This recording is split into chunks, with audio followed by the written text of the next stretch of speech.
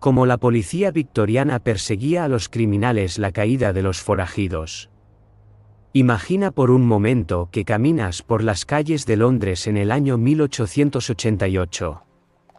El gas de las farolas proyecta halos anaranjados sobre el empedrado húmedo, y el aire cargado de hollín y niebla fluvial deposita una película gris sobre los abrigos de los transeúntes. Hay un murmullo tenso en los callejones de Whitechapel, ese laberinto de patios interiores donde el miedo ha tomado forma de rumores y titulares de periódico. Alguien, en algún lugar de esa oscuridad, está cometiendo crímenes que el mundo entero leerá al día siguiente. Y en algún rincón de esa misma ciudad, un hombre con uniforme azul oscuro, su número de placa grabado en cuero, patrulla su sector con una linterna de hojalata y una porra de madera. Es todo lo que existe entre el orden y el caos. Es un policía victoriano, y su trabajo acaba de empezar.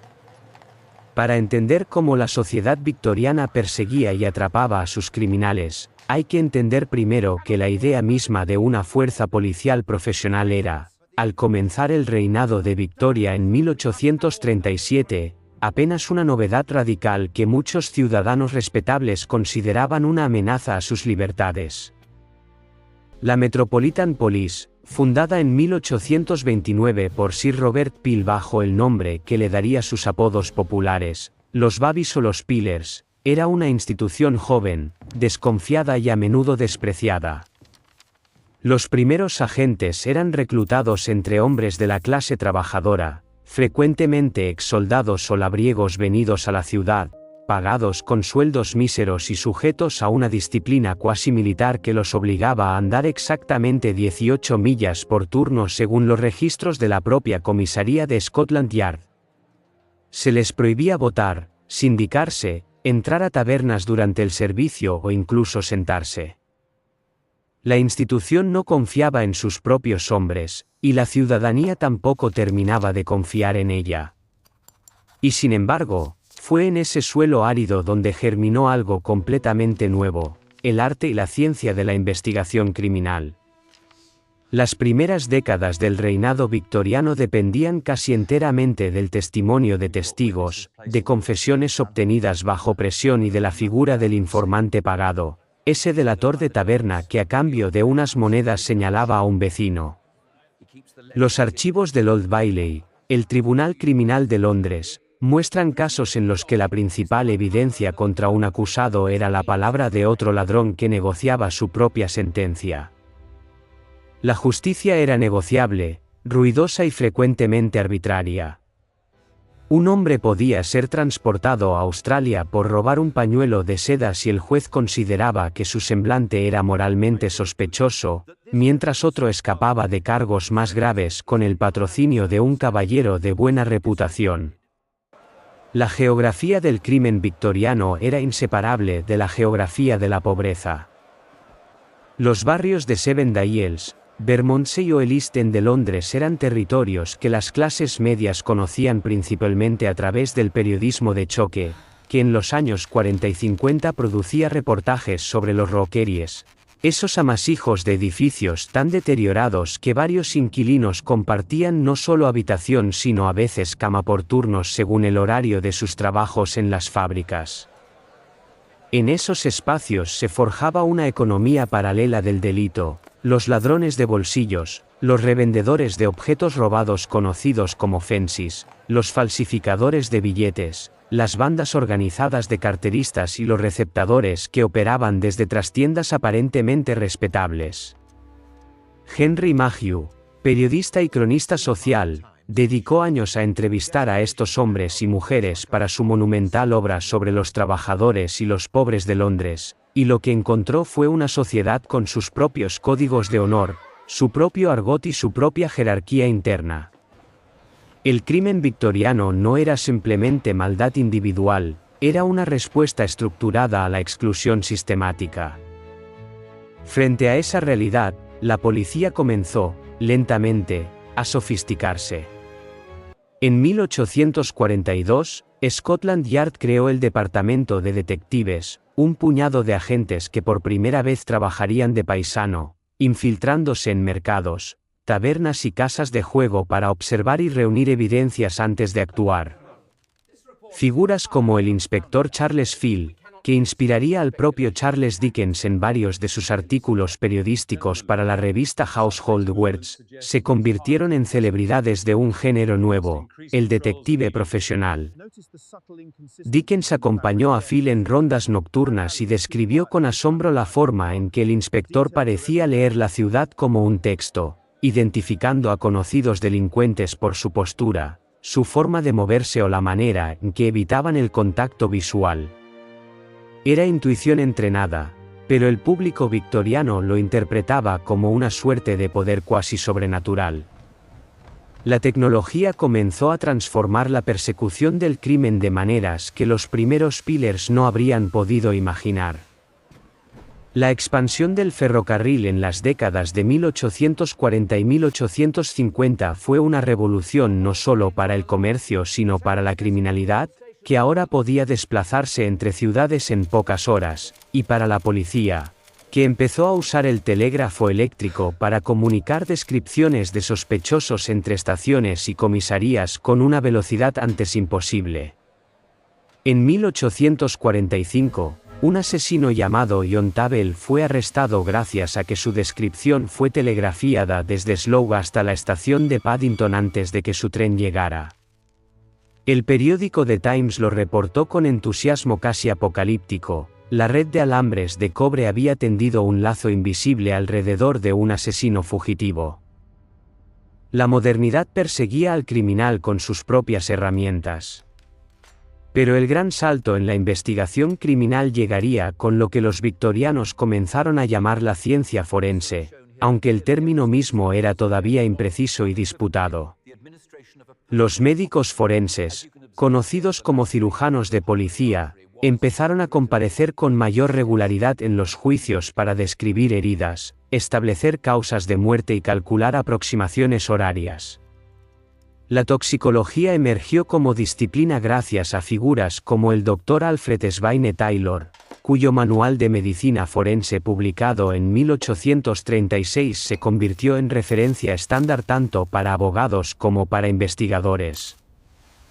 El análisis de venenos se volvió crucial en una era en que el arsénico era tan fácil de comprar como de administrar sin dejar rastros visibles, lo que llevó a que los envenenamientos domésticos, muchos de ellos perpetrados por mujeres atrapadas en matrimonios sin salida legal, fueran bautizados por la prensa como el crimen de los pobres por su aparente sencillez y su ausencia de violencia física. La década de 1880 marcó otro punto de inflexión radical. En 1883, el antropólogo y estadístico Francis Galton, primo de Charles Darwin, comenzó a sistematizar el estudio de las huellas dactilares, siguiendo trabajos previos del científico William Herschel en la India colonial, donde las huellas se usaban para autenticar contratos con analfabetos. Galton demostraría matemáticamente que la probabilidad de que dos personas compartieran exactamente el mismo patrón dactilar era de 1 entre 64.000 millones, un argumento estadístico que tardaría aún varios años en convencer a las instituciones policiales. Fue recién en 1901 cuando Scotland Yard adoptó oficialmente el sistema de clasificación dactilar desarrollado por Edward Henry, que había perfeccionado el método durante su servicio en la Bengala británica. La huella digital pasó de ser una curiosidad científica a convertirse en el lenguaje universal de la identificación criminal. Mientras tanto, en el continente europeo, el criminalólogo francés Alphonse Bertillon había desarrollado otro sistema que gozó de enorme prestigio en la comunidad policial victoriana durante casi 2 décadas, la antropometría criminal, conocida como bertillonaje. El sistema medía con precisión milimétrica 11 dimensiones corporales, desde la longitud del dedo meñique izquierdo hasta el diámetro de la cabeza en sentido transversal, bajo la teoría de que la combinación específica de estas medidas era estadísticamente única para cada individuo adulto.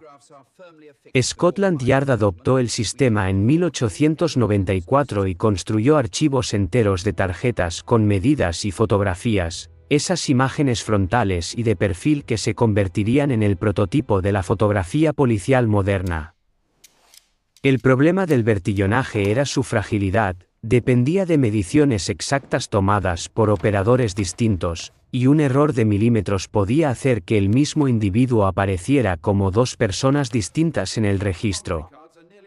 Cuando en 1903 dos prisioneros en un penal de Kansas resultaron tener medidas casi idénticas pero huellas digitales completamente diferentes, el sistema de Bertillon quedó desacreditado y la dactiloscopía se impuso definitivamente. Pero ningún capítulo de la historia policial victoriana resuena con tanta intensidad en la memoria colectiva como el verano y el otoño de 1888. Cuando una serie de asesinatos brutales en el barrio de Whitechapel expusieron con crueldad clínica todas las limitaciones de la investigación criminal de la época. El asesino que la prensa bautizó como Jack el Destripador, cuya identidad permanece sin resolver, mató a al menos 5 mujeres en un radio geográfico pequeñísimo, desapareció entre la niebla y las callejuelas y jamás fue capturado. La Metropolitan Police desplegó lo que entonces consideraba sus recursos más avanzados: patrullas uniformadas reforzadas, redes de informantes, interrogatorios masivos a residentes del área y una revisión minuciosa de registros de hospitales y asilos. El detective Frederick Berline, encargado de la investigación sobre el terreno, generó cientos de páginas de informes meticulosos que hoy reposan en los archivos nacionales británicos. Y sin embargo, el asesino escapó. El caso demostró que sin un sistema de identificación fiable, sin análisis forense de huellas o ADN, la investigación dependía fatalmente del azar o de la confesión. Lo que el caso Whitechapel sí produjo, paradójicamente, fue una presión pública sin precedentes para modernizar la policía. Los periódicos, que en las décadas anteriores habían cubierto los crímenes con un mezcla de morbo y entretenimiento, ahora exigían reformas institucionales.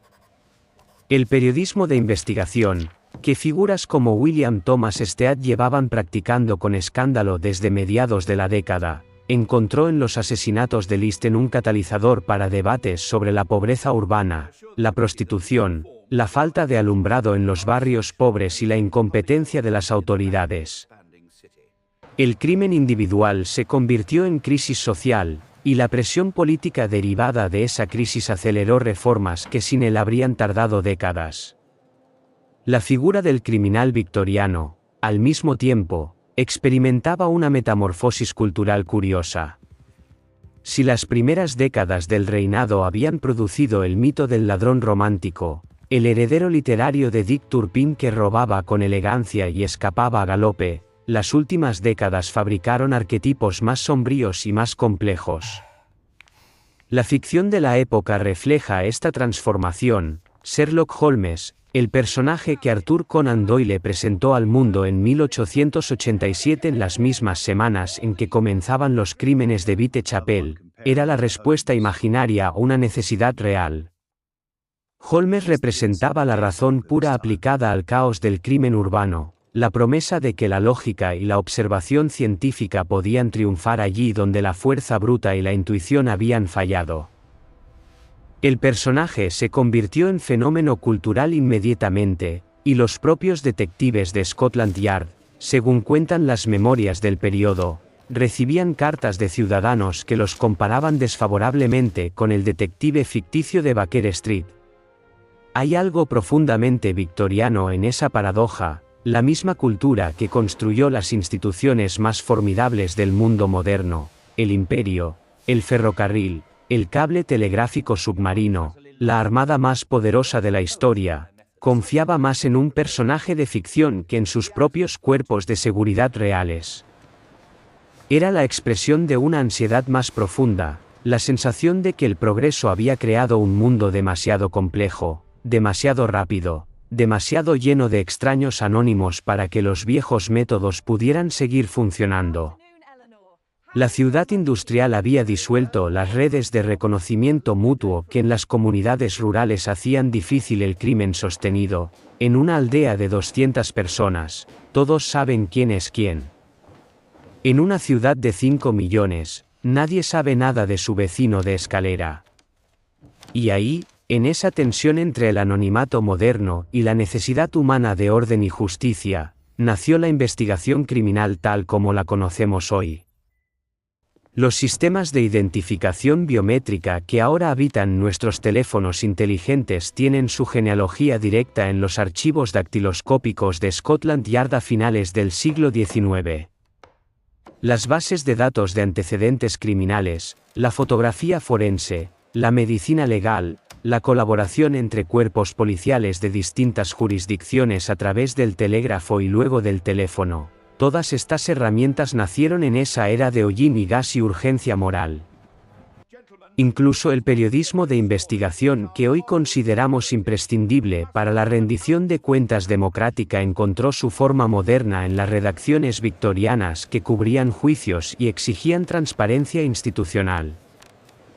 Cuando caminamos hoy por una ciudad y vemos una cámara de vigilancia en una esquina, cuando pasamos nuestro dedo por un lector de huella digital, cuando un detective de televisión sostiene una bolsa de pruebas con pinzas para no contaminar la evidencia, estamos viendo los nietos directos de esos hombres de uniforme azul oscuro que patrullaban Whitechapel con linternas de hojalata, de esos primeros inspectores de paisano que aprendieron a leer la ciudad como un texto, de esos médicos forenses que comparecían en el Old Bailey para hablar por los muertos. La era victoriana no solo construyó el mundo material de la modernidad. Construyó también su ansiedad, su necesidad de control, su fe en que la ciencia podría, eventualmente, poner orden en el caos. Y en esa confianza, simultáneamente admirable e ingenua, hay algo que todavía nos pertenece, algo que todavía nos define. La pregunta que el siglo XIX no pudo responder del todo, cómo equilibrar la vigilancia y la libertad, el orden y la dignidad, sigue siendo nuestra pregunta también. Si este recorrido por las calles oscuras del Londres victoriano te ha resultado fascinante, te invito a decirnos en los comentarios qué aspecto de la era victoriana quisieras explorar a continuación. Hay mundos enteros todavía sin abrir, las salas de los tribunales, los asilos de alienados, las expediciones coloniales y los salones donde se debatía el futuro de la humanidad. Estamos apenas comenzando.